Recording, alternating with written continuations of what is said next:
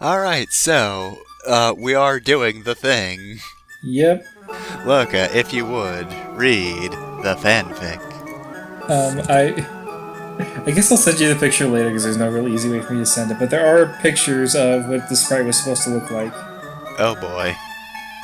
We'll have to include that then. Yep, look at that real sprite. Why is the log bleeding? I think that's supposed to be the dirt. Why is there dirt in Pokemon Tower? I don't know. Because, there's not bodies there, it's just the markers. We've not even started the story yet, we've already found problems. Okay. The Buried Alive model, often referred to as its code, the Berryman script, was to be found on the final story of the Pokemon Tower, and what has now been replaced with the Marowak Ghost, which is not on the final story of Pokemon Tower, it's on the second to last story. Already we've hit problems. According to the scripts assigned to it, the Buried Alive model was intended to be the boss of the tower. Once reaching the top, the following conversation would have taken place. All the following lines are said by Buried Alive. You're here. I'm trapped. And I'm lonely. So very lonely. I need a friend. Won't you join me? Please add me on Facebook. After this, the battle would have been initiated. Once in battle view, the Buried Alive model appears to be a decaying human corpse attempting to crawl out of the ground that's there, I guess. Attempting to crawl out of the linoleum tiles. I know, he looks like he's trying to do a little dolphin hand thing. It has been programmed to have 2 white hands, a Gengar, and a Muck. Programmed to have 2 white hands? What? The ghost that's on your shoulder that the little girl sees. That's also a Pokemon. Yeah, there's backstory creepypasta I forgot to mention. Alright. There's the creepypasta that you can encounter white hands in Pokemon Tower. It's programmed to have legs that I walk with. Ooh. Strangely enough, a protocol for the Buried Alive's actions after it was defeated were not written. It's not that strangely, because the conceit of this is that it's removed content. Yeah, cut content is very often not finished. It's also not weird for something to be unfinished in Pokemon Red and Blue. Yeah, sometimes unfinished things are just in the game. I mean, come on. It's like, they couldn't even find time to add a female sprite. Like, there's no way they were going to add this. Okay. In case of the player defeating him, the game would freeze. However, a specific ending was written by an unknown programmer upon losing the battle. Of course it's unknown! Don't sign the individual lines of code! Also, programmers don't write that kind of script. The writers write that. Ned would just sneak into the writer's room. They'd have to get out the spray bottle. Ned, no. We know you're trying to do the spooky thing again, Ned. Go away. In this ending, the Buried Alive was to have stated, "Finally, fresh meat," followed by several lines of gibberish. This is the planning process. Yeah, I want this to be completely unintelligible. No, he was writing the line and then they got him, so he was just slamming on the keyboard as they were getting him out of the room. The castle. Finally, fresh meat.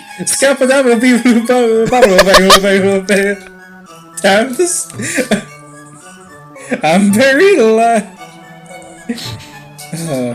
He was to have then dragged the player character into the ground surrounding him. The scene would finish with a typical game over screen, which isn't in the game. What? There's no typical game over screen! However, in the background, an image of the Buried Alive character devouring the player was to have been shown.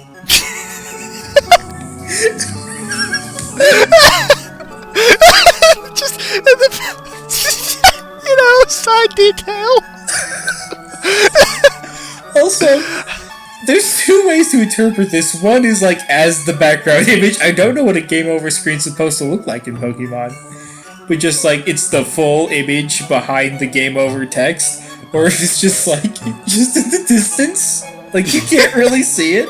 I mean, it would have to be, because, like, even that's stretching it for a Game Boy animation, but, like, it could not be the full thing.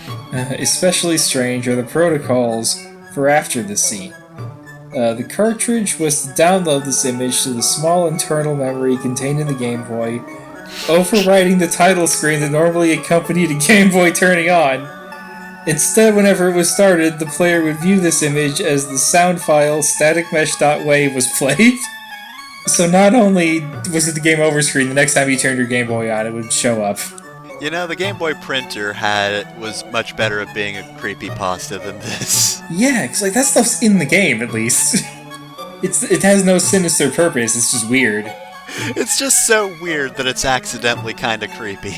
The intended purpose for this effect, unlike many of the other factors leading towards Lavender Town Syndrome, is unknown. So this is officially part of Lavender Town Syndrome, which I'm not going to go into because it's unfortunate. And that's the entirety of Buried Alive. I like the idea that Nintendo would make this incredibly elaborate game over that does not. There's no game overs in this game. But would make a specific game over for this before figuring out how to end the fight if you win. Yeah.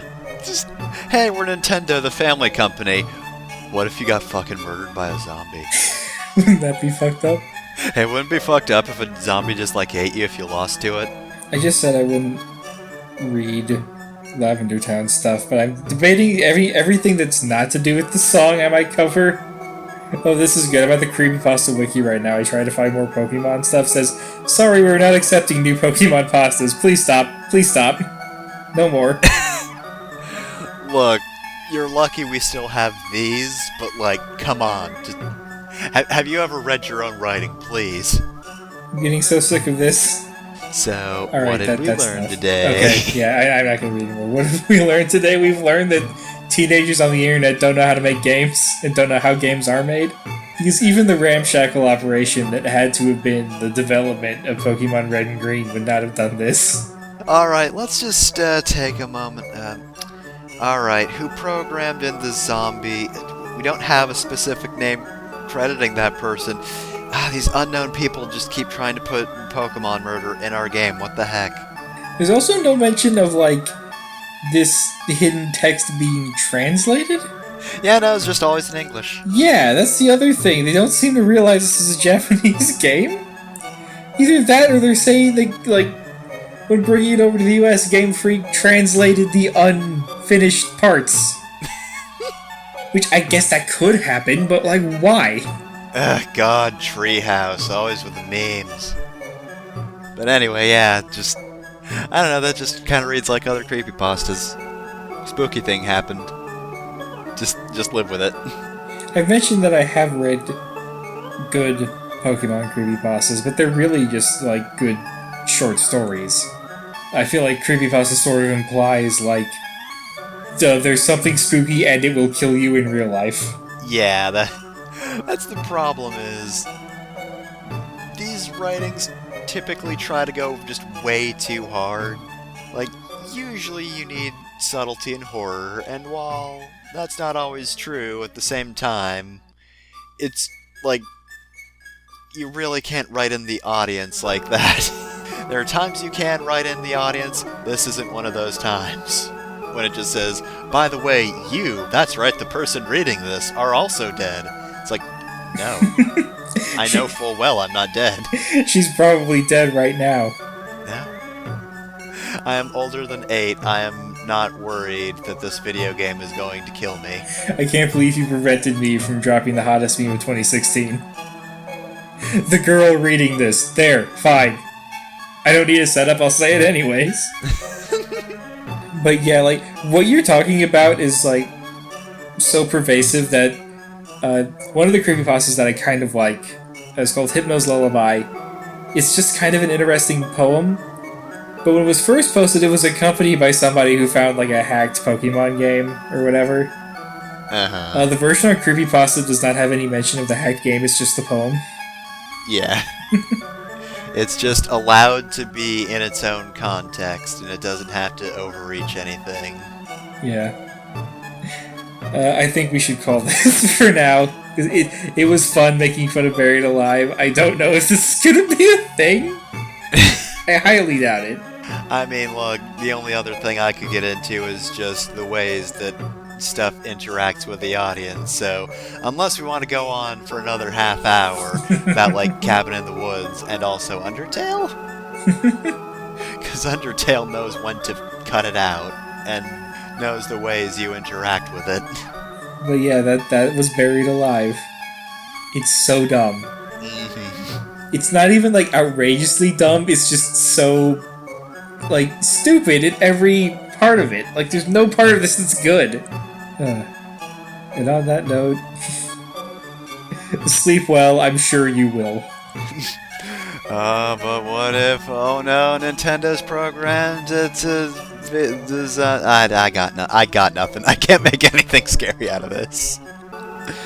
I don't know, maybe there's a zombie outside, but you figure it out. You go scare yourself.